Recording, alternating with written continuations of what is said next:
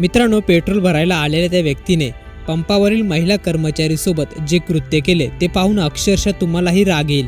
यानंतर त्या महिलेने त्या व्यक्तीसोबत काय केलं, चला तर मग जाणून घेऊयात। मित्रांनो, व्हिडिओमध्ये दिसतंय की एक व्यक्ती आपली गाडी घेऊन पेट्रोल पंपावर डिझेल किंवा पेट्रोल जे काय असेल ते भरण्यासाठी आला।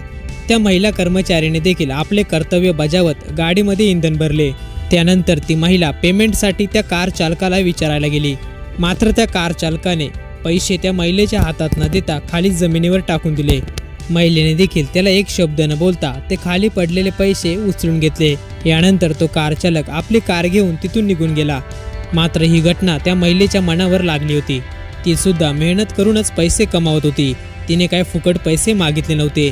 त्या गोष्टी तिला इतकं वाईट वाटलं की ती अक्षरशः रडायला लागली। खरंच काही माणसं अशी का वागतात? पैशाचा घमंड दाखवणं इतकं गरजेचं आहे का? आपणही आपल्या प्रतिक्रिया नक्की आमच्यासोबत शेअर करा।